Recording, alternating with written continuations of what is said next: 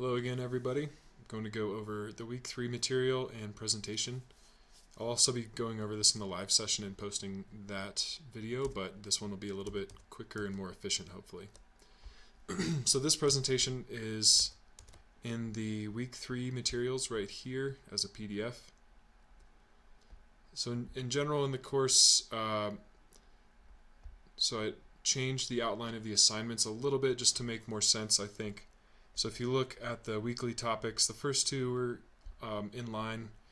This week 3, the reading materials are on NoSQL databases, but we're going to be doing a SQL assignment and talking about SQL in the presentation. Next week we'll do NoSQL, then we'll do APIs, web scraping, and then finally the Spark project. So some of the readings are a little bit out of order maybe, so week 5 is where the course readings get into SQL, although there's not much readings on there in SQL. Next week the readings are on data architecture and governance, but I think it makes more sense to start with SQL, and we'll kind of get into that in this presentation. So just recapping, last week we learned a lot of things about Linux, operating systems and commands, the Hadoop core and the ecosystem, Hadoop streaming using Python, Google Cloud products with Hadoop clusters, Linux scripts with the shebang line, and finally GitHub. So this week we are going to be talking about SQL, and we're going to be looking at the differences, some of the differences between SQL and NoSQL over this week and next. And we'll also use Postgre, and that's a typo, it should be PostgreSQL, to retrieve data from databases. Putting the data in the database is fairly simple, and we'll do that. You'll have a chance to do that later if you want to. So databases in general, there's kind of two major paradigms out there, SQL and NoSQL. And I forgot to, I'll have to update that. But so the SQL is kind of more of a columnar table structure. It's got rigid schema, some examples: Oracle, MySQL, PostgreSQL. Spark SQL and Hive are a couple solutions for big data. For NoSQL, there are a lot of different types of databases, so it's kind of more like a free-form structure, oftentimes kind of like JSON. There's a ton of different NoSQL databases. MongoDB is the one we'll be using next week. You can scale most DBs to work on a cluster, but SQL tends to scale vertically, which means that you keep adding more computers to just kind of like spread out the database, and then NoSQL can scale more horizontally, so you can have it so you can have things run in parallel, whereas SQL oftentimes you want things to run in sequence, so we'll get more to that later. So let's talk about one of these theories that's kind of crucial to web applications and databases these days, called the CAP theorem, created by Eric Brewer around 2000. He's now the VP of Infrastructure at Google. So interesting to read up on his story and check out him on Wikipedia if you have time. But the CAP theorem, the CAP is an acronym that stands for consistency, availability, and partition tolerance. And here's some extra reading on maybe we should incorporate latency as well as another aspect of this. But the idea is that we can't have a web service that has all three of these properties simultaneously, and people have also kind of taken it and used it for databases, so they say databases cannot have all three of these properties simultaneously. So one way to do this, these images are from this blog that's linked in the presentation here. So one way to do this is to make a little model and think about it. So if we are the client here trying to get data from a database, say our database is on 2 servers and we've got this data v0 on there. If we want to get data from it, we read the data. So that's kind of the bottom right of this diagram here, where we're the client. We read data from one of the servers, and then it comes back with the data that's on the server. So the consistency part of things says that when we write data to a database, anytime we ask for that data after that, the data should be the same. So in order for that to happen, we have to write data. All the servers that are being used to store that data have to be synchronized before we can actually read data. So we have to get these signals being sent through the servers that say, okay, I've updated all my data and I've synchronized anytime that one of the servers has a change in its data. So that's consistency. Data is the same over all of the servers in our network or database at any given time. And the effect that means is that anytime we ask for data, it's always going to be the same. We're never going to have maybe like two people ask for data and they get data from two different servers and it differs. That doesn't happen with a consistent system. Availability just means that every request received must result in a response, and so this is kind of crucial for web services. You always want the web service to be up if possible.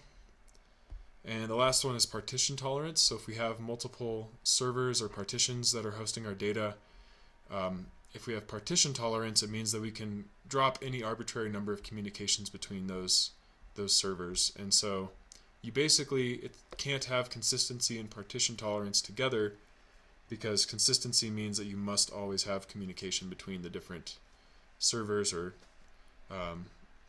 versions or copies of the database. So the AP model, where we're available and have partition tolerance, looks like this. So if we write some data to one of these partitions or servers and then read it back from another one that hasn't been updated yet, then we'll get different data. And so it's not consistent, but it is available and it is partition tolerant. So furthering on that, there's a couple database concepts called ACID and base, and these have to do with how the databases work. So ACID stands for atomicity, consistency, isolation, and durability. So you can see these different things here, but essentially this is kind of like consistency. So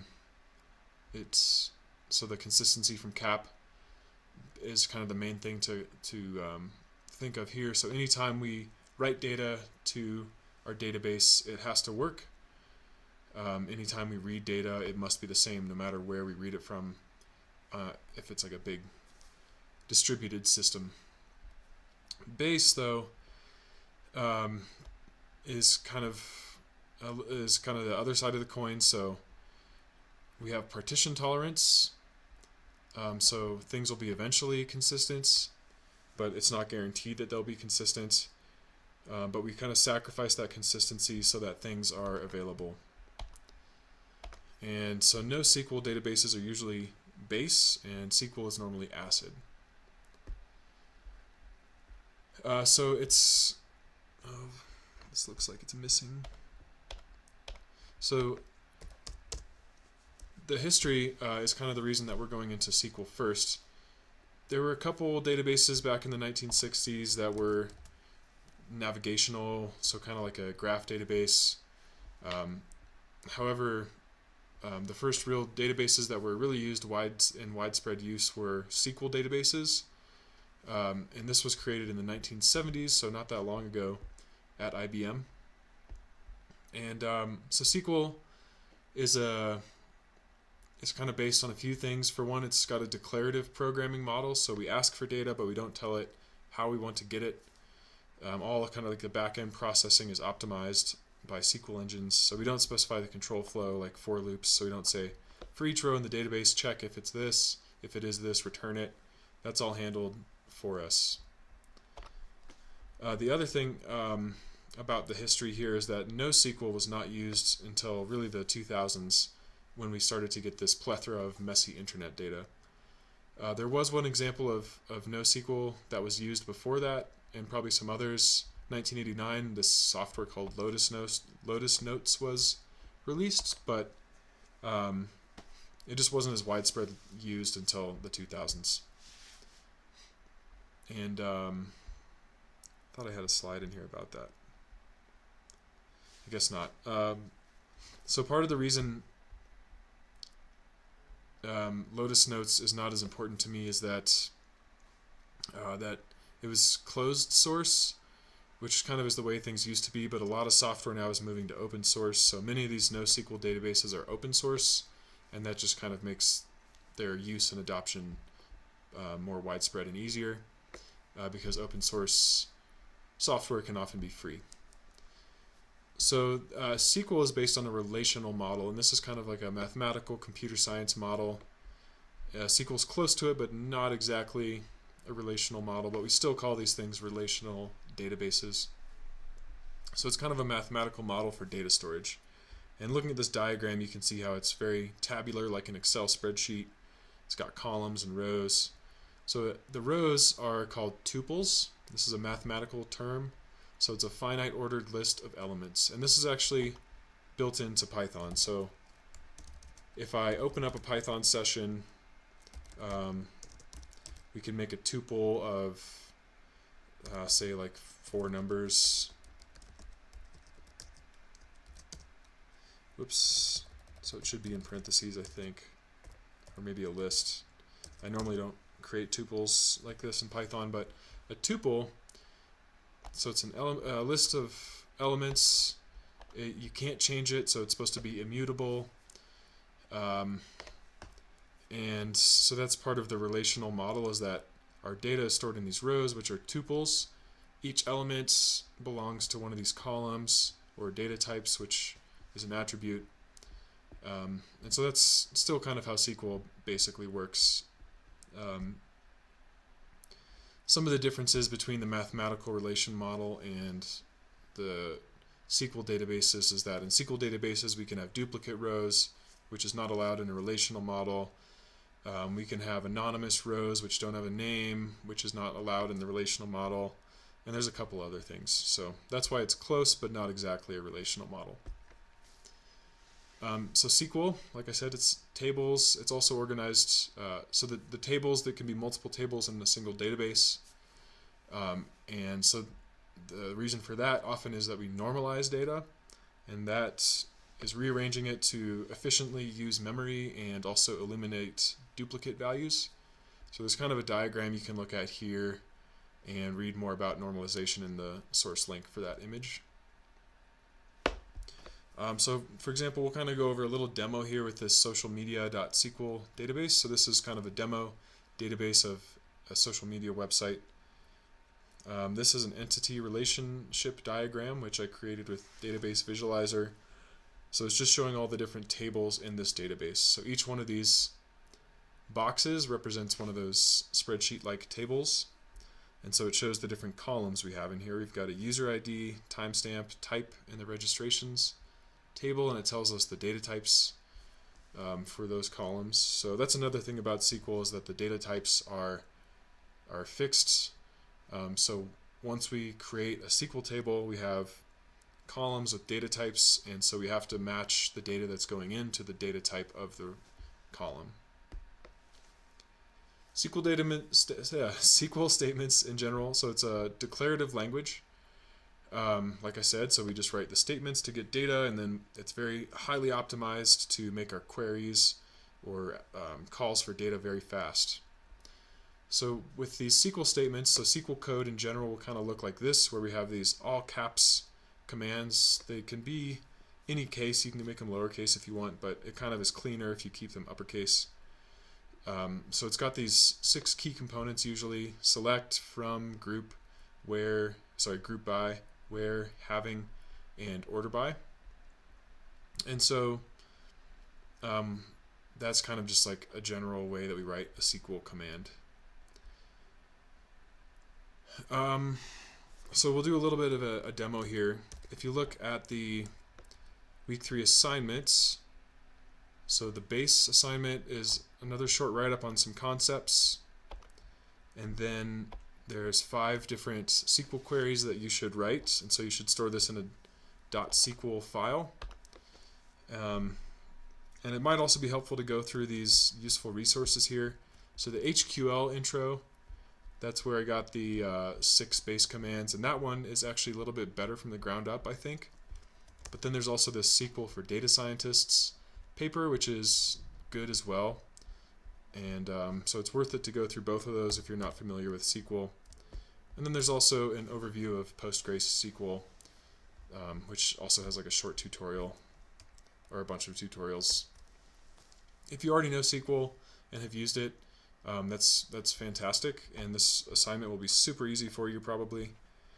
So feel free to do the bonuses if you like. These are a lot harder. But if you haven't seen SQL before, obviously it's going to be a little bit of a learning curve.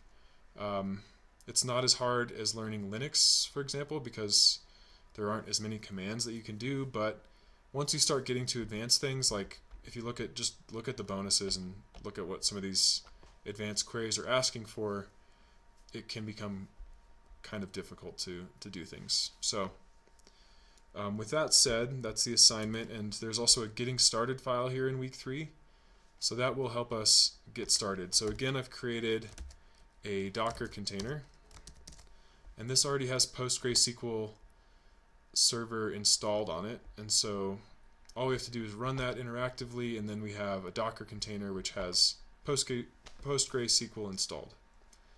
If you want to locally install it, that's fine. You can also do that, and that might be a little bit better for you if you don't want to use Docker. You can also install Docker locally on your computer, and then you don't have to use the Google virtual machines to do this, but of course you can always use the Google virtual machines as well. So the next thing, once we're in our Docker container, if you're using that, have the data stored in this GitHub repository, which also has the code for creating the Docker container. So it takes a minute to download that, I think probably because of the SQL files. And then there's a couple commands here to get you started. So this sudo -i-u postgre puts us into a shell and changes users to the postgre user, and so this allows us to actually enter the postgre database. And so then when we're in there, we can create our database. I'm going to do the social media one. So we can create the database social media. Very important for SQL statements is that you have this semicolon at the end. If you don't put the semicolon there, the command does not run, and then you have to add the semicolon. So once you run a command, usually it's going to return something to let you know that it did it. Either something like this, which means it was successful, or an error. And then to quit, we can do \Q or Control D. And then we're just going to import the database into, so we're going to import the saved database file into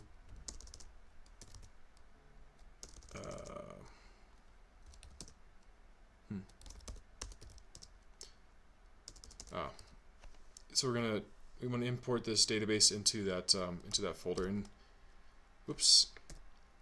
So when we're the Postgre user, it puts us into this varlib Postgre folder. But if we're the root user, then we are just in the home directory. Not the home directory, but the very base directory of the entire operating system. So we want to clone the repository actually after we're already the PostgreSQL user. So we're going to let that run again, and then that data will just be right where we need it instead of somewhere else on the system. So we've already created the empty database, and then we're going to import the data into that database. So once this is done here in a few seconds, we'll use the psql command to import the social media.sql file. Oops. Hopefully this saves what I'm typing here when it finishes. Can't use the arrow keys. Okay. We'll let it finish downloading that. There we go. So now we can see we've got the GitHub repository there, and we've got the data folder. So I'm in the data folder. I've got both these SQL files in here. We're going to import the social media.sql file into our SQL database. And so now if we start psql with the database name, then we're in the database. And now if we do \d, it shows us all the tables. And so this matches the entity relationship diagram that was here. And so now if we want to, say, look at some of the data, let's look at the friends. Well, first of all, let's look at the structure of the friends table. So we can see it's got the columns and the type. It's got some other fields that aren't populated.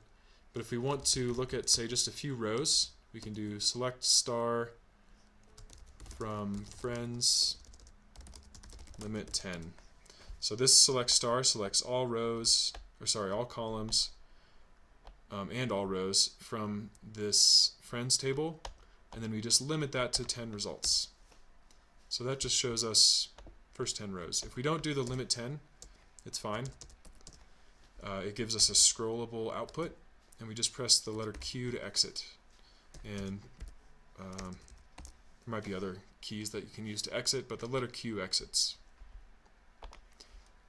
Okay, so we've kind of seen how we can get a few basic values. Next, here's a couple other SQL commands that we can use to get some information about the data. There's count, first of all, so that just counts number of rows. So if we do select, I think it's, might have this little screwed up, but select count star from friends, that tells us the total number of rows that are in the database. Where is going to filter on a condition, so if we select the count from friends, where ID is user ID 1, so this column, first column, so let's say user ID 1 is greater than 500. So we can see that we've got that many rows where the user ID is greater than 500. And so that can also work for timestamp data. So if we want to, so I think registrations, or actually let's look at logins. So if we wanted to get the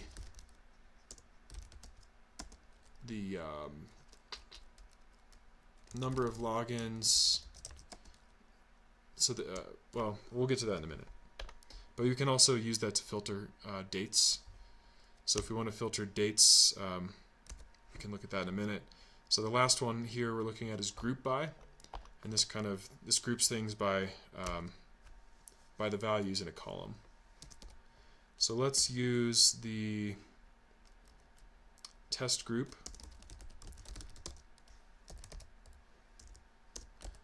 The test group table, and let's look at what's in there. So we've got user IDs, we've got groups, Control A. There's also, of course, I think there's a unique command which we can use to look at. Let's see if that works. I might be off on this. But to look at like the unique groups, yeah, that doesn't work like I thought it did. So yeah, there's some way to also get like the unique groups with a SQL query. I would just have to Google it at this point. But anyway, whoops. So grouping by, we could do maybe look at the count of the two different groups. This would actually work better for what I wanted. From the test group, and then we're going to group by the group. So we can see it just returns numbers without labels. If we want to also return the labels, we've got to select the group column first, then a comma, and then the count star. So then that labels our groups and our counts. Sorry, gives us another column with the groups, and so now we can tell which of those counts corresponds to which group. So that's group by. These are some things we'll work on as an in-class exercise, but so if we want to get total number of logins, we're going to use that count function. If we want to get the earliest and latest logins, we're going to use min and max. So So in the logins table, we've got timestamp. So we'd maybe select the max timestamp. This would be one way to do it. You could also use order by. If you remember, one of these key components of a SQL statement is order by. So we could also use order by to sort it by the timestamp, but I'll just get the max timestamp. So we can see the latest ones from 2014. Min would work the same way. And if we wanted to, say, filter things so that we only get timestamps that are in 2014, one way to do that is to treat our date as a string like this. So wrapping it in quotes. I think either single or double quotes works. So that query right there where we use the where clause to filter data can also be used for dates.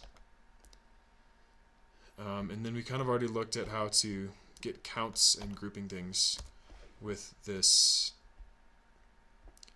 group by statement. So we get the counts of different groups of data. Alright, so the last thing to look at are these kind of more advanced SQL topics, so joins, aliases, and temp tables. So actually we'll start with an alias because we already have this example here. Oh, okay, so when I am pasting it, it's automatically running it. So when we run this group by command, we're getting the counts for these different test groups. But we can also change the name of the columns with aliases. And you can also use this to change temp table names. So we just use the keyword as, and then select a column as another name, and then it changes the name of that column. So that's aliasing. And then joining. So joining we can use to join two different tables. Here's kind of like a very explicit way of doing it. So we select a couple of columns, but we're giving it first the table name, and then a period, and then the column name. If the column names are unique between the two tables, you can just give it a column name. But this is, like I said, a more explicit way to do it, which usually in coding is thought to be better. And so then we grab our first table. We're using an inner join, which we'll get to in a second here. Inner join with this test group table, and then we're giving it the two keys that we want to join on. So we're telling it registrations user ID should be matched up with test group user ID.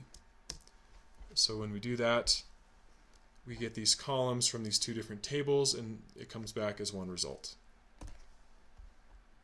Okay, so these joins, and then temp tables I'm not going to go over, but it's an advanced topic which can be used to do a lot of cool stuff with SQL. Those of you who've used SQL maybe already, be interesting to hear maybe how you've used those.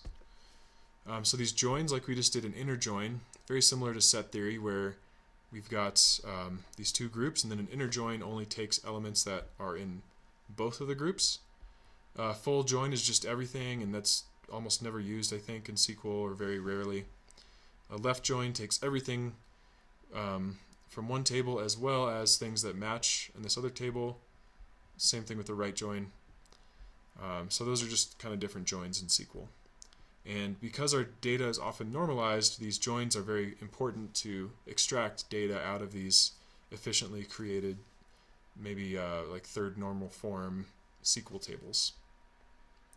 So that's about it. Hopefully the assignment isn't too tough for you. Most of these commands here are pretty basic, but again, if you want to challenge yourself or learn some more, look into these bonuses. And also, if you want to learn more, there are links to all these different resources for practicing and learning more about SQL and database normalization. So Code Wars, DataCamp, HackerRank, DataQuest, W3 Schools all have resources for practicing SQL and getting better at it. And it often is a skill that's required as part of a data science job, just because so much data is still stored in SQL databases. As we saw from the history, they've been around since the 1970s, So a lot of work has been done on optimizing them, making them efficient stores for data, and so that's a big reason people still use them, is just they've been around for a long time and they work well. So people still use them, but once you get to big data or web services, it starts to make more sense to maybe go to like a NoSQL or Hadoop type solution if you really need speed with huge amounts of data. So that's it. I hope you've learned some things, and feel free to contact me with any questions. Bye.